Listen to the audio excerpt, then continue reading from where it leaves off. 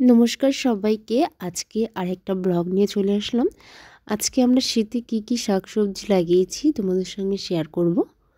আজকে ছিল বৃহস্পতিবার, তো সকাল সকাল স্নান করে পেছনে চলে এসেছি, ঘরের পেছনে। প্রথমে এখানে মিষ্টি কুমড়া গাছে জল দিচ্ছিলাম, একদম ছোট আছে এখনও। আমাদের যেহেতু একটু লেটে গাছ লাগিয়েছি, তো এখনও ছোটই আছে।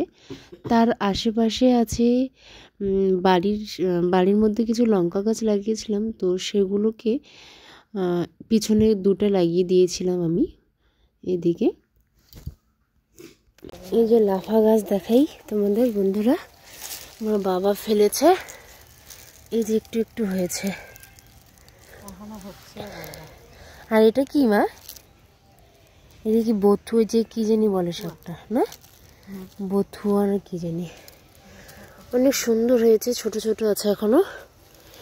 মা ওইদিকে একটু বেগুন গাছে জল দাও না, অত কোনায় না দিই।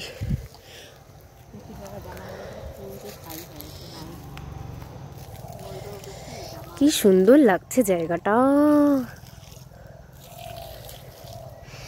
ওই যে আমাদের সুপারি গাছ, বাড়ির চারিদিকে আমরা সুপারি গাছ লাগিয়েছি। মাঝখানে যে আমাদের তেজপাতা গাছ। এই যে বেগুন গাছগুলো বন্ধুরা, এটা আবার কি গাছ? পেঁয়াজ গাছ।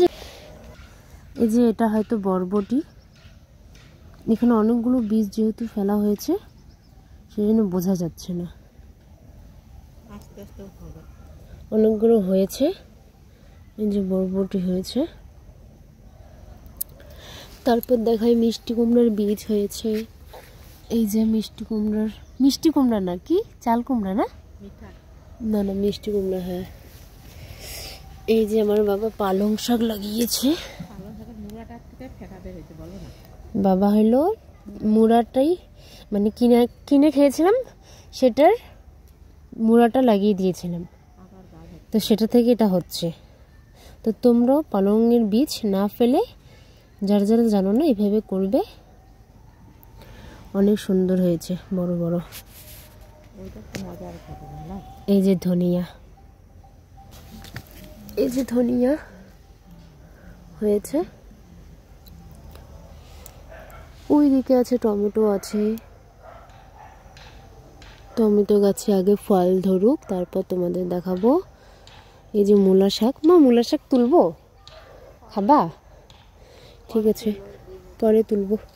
তেজপাতা গাছটা দেখাইতে পারো বন্ধুরা, দেখো আমাদের তেজপাতা আছে।